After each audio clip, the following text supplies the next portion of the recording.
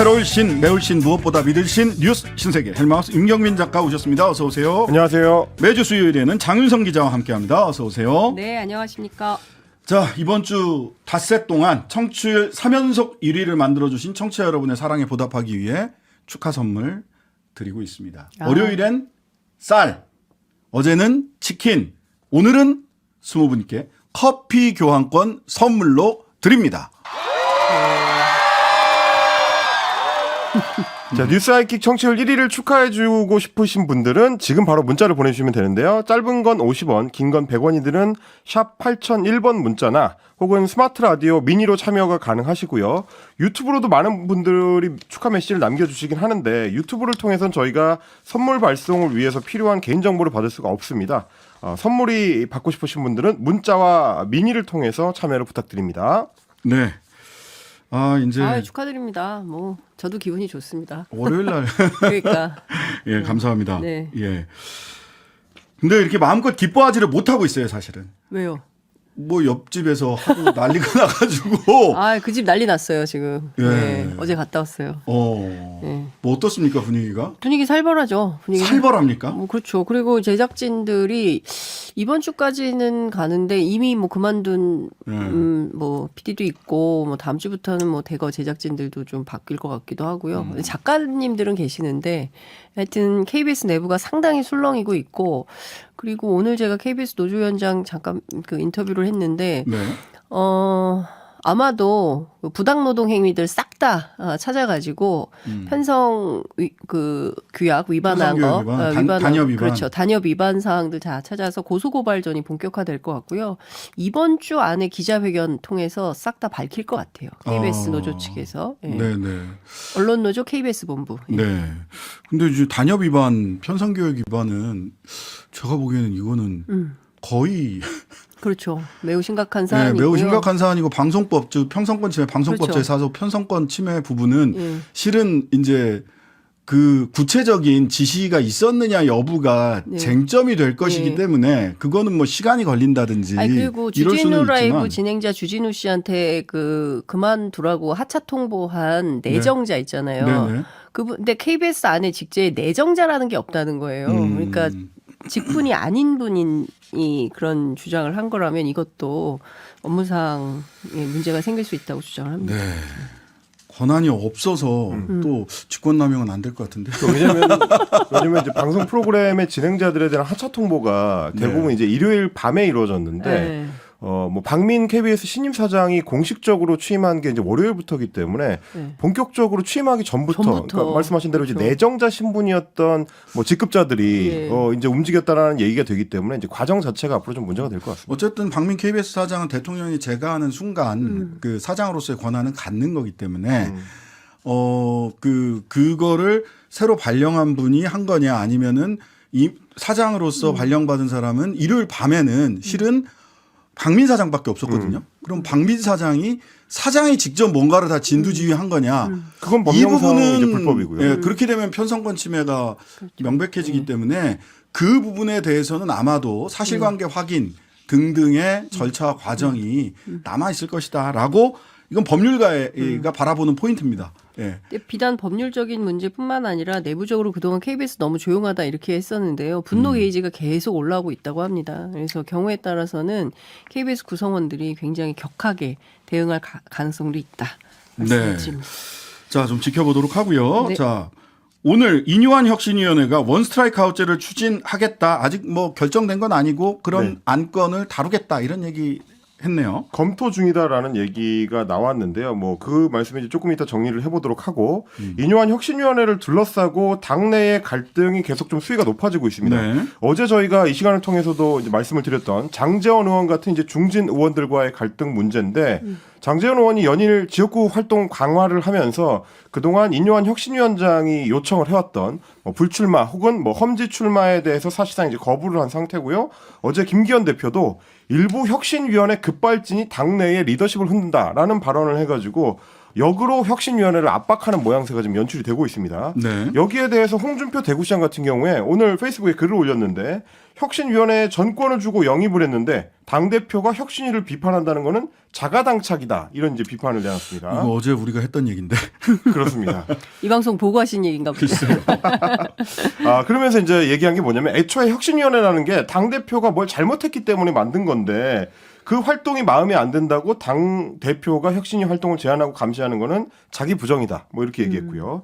그리고 이 상황을 두고 민주당 정청래 최고위원 같은 경우는 오늘 아침에 최고위원 회의에서 인요한 혁신위원장이 참 우습게 됐다. 이런 얘기를 하면서 인요한의 운명은 자신의 서대문 공천도 놓치고 혁신도 못하고 쫓겨나는 토사구팽을 당하지 않을까라는 생각이 든다면서 인요한 게임 오버 뭐 이렇게 또 단언을 하기도 했습니다.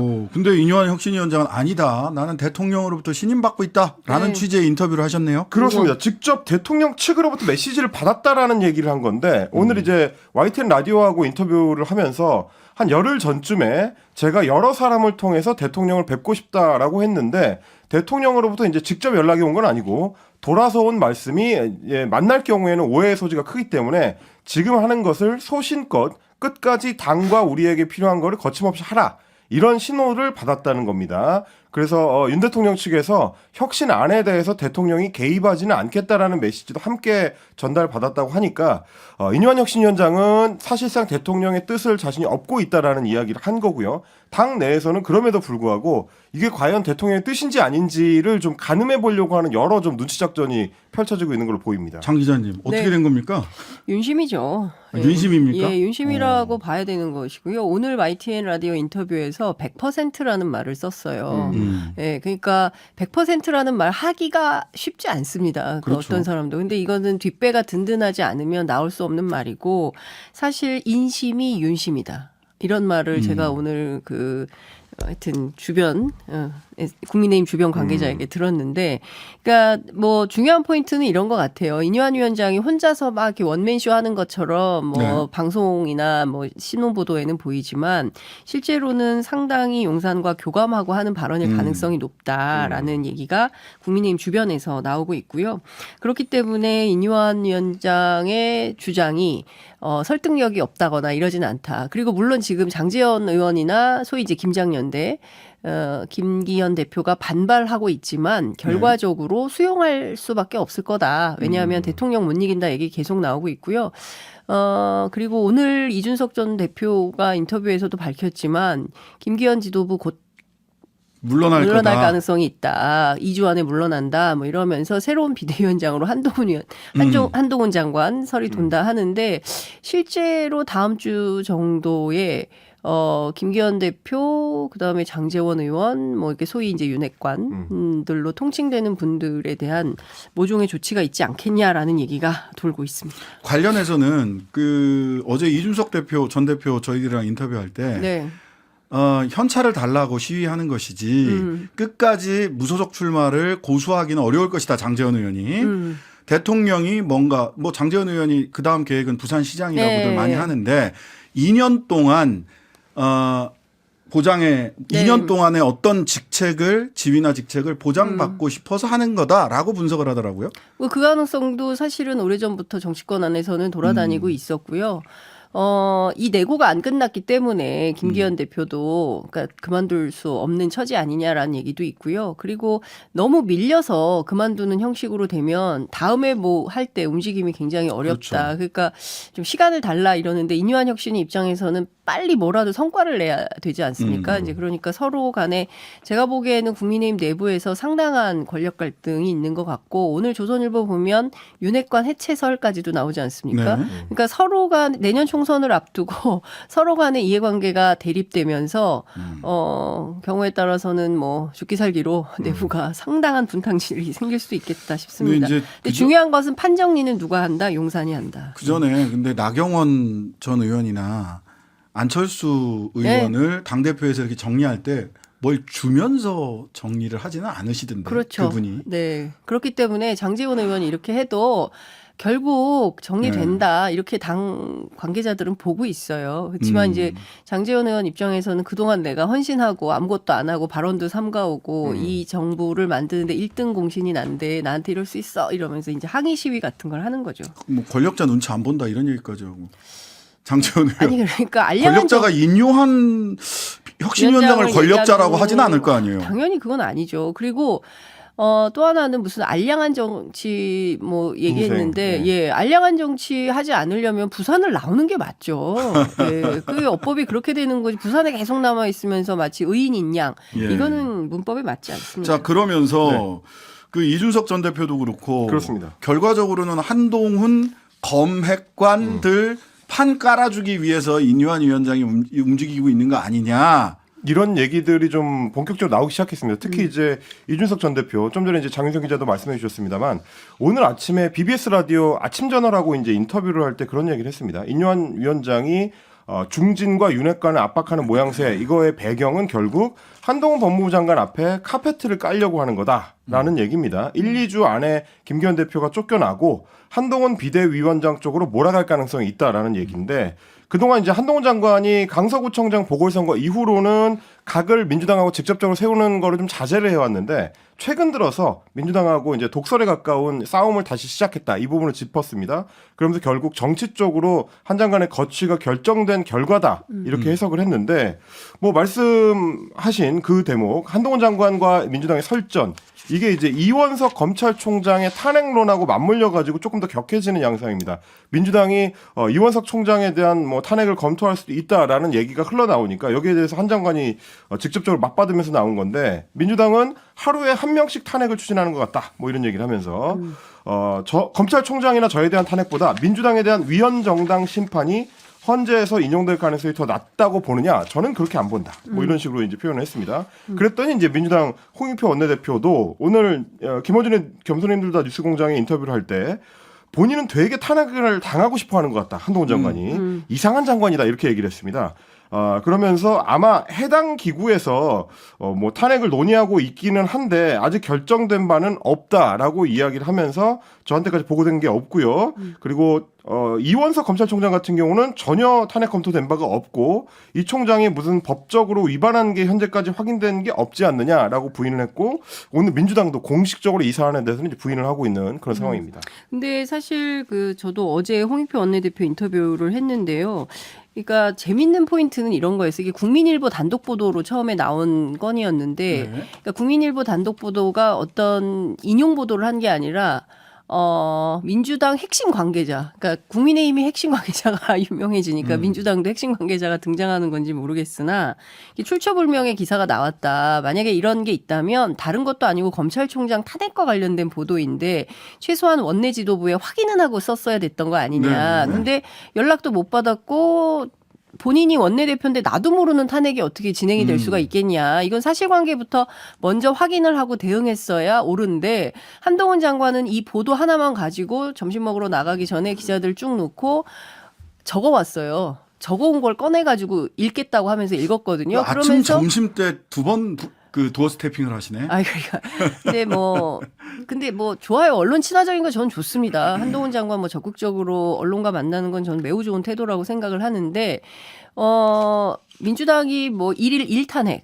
을 하는 것 같다 이러면서 탄핵 챌린지. 예, 뭐 이렇게 굉장히 이제 격한 얘기를 쏟아내고 있는데 중요한 포인트는 사실 확인부터 하고 그다음에 장관 아닙니까? 예, 일국의 예, 국무위원인데 가볍게 행동할 것이 아니라 보도 하나만 가지고 단정해서 발언할 게 아니라 실제로 정말 그런 조치들이 있는지 확인하고 그다음에 움직였어도 늦지 않는데 이렇게까지 하는 것은 정치로 성큼 다가오셨다 이렇게 볼 수 있을 것 저는 같습니다. 이분이 좀 팩트 체크도 좀 잘 하셨으면 좋겠고 그다음에 오늘 탄핵은 가볍고 정당 해산은 무겁나. 그러니까 탄핵과 정당 해산을 같은 선상에 올려놓고 이야기한 것에 대해서 민주당 쪽에서 탄핵과 정당 해산을 어떻게 같은 선상에 올려놓고 그렇죠. 얘기를 하느냐라고 했더니 오늘 또 이렇게 재반박을 했거든요.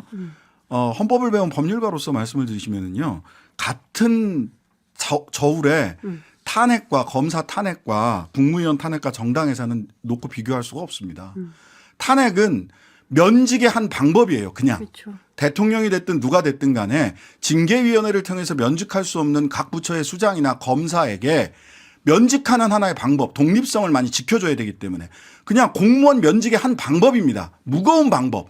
면직도 여러 가지 방법, 징계도 여러 가지 방법이 있을 수 있잖아요. 하지만 정당 해산은 나치당 같은 정당이 독일에서 민주주의를 민주적 절차로 파괴했다라는 것 때문에 소위 방어적 민주주의라고 하는 개념에서 출발한 제도고요. 그래서 굉장히 아껴서 내지는 굉장히 무겁게 사용해야 되는 겁니다. 면직의 방법과 소위 민주주의라는 체제 수호를 위해서 마지막으로 선택해야 되는 정당 해산은 같은 저울 위에 올라갈 수 있는 무게에 있지 않다.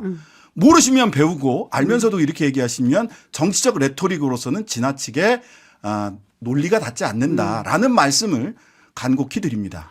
똑같은 얘기를 제가 오전 방송에서도 들었습니다. 네, 법률가들은 다 그렇게 얘기할 겁니다. 변호사들이 똑같은 얘기를 하고 있고요. 이제 사법행정의 일환으로 징계하는 거하고 정당 해산하고 어떻게 같은 저울에 놓고 비교할 수 있냐. 말이 안 돼요. 이거는 공부한 사람이면 이런 말을 할 수가 없다라고 얘기를 똑같은 얘기를 하고 있습니다. 네.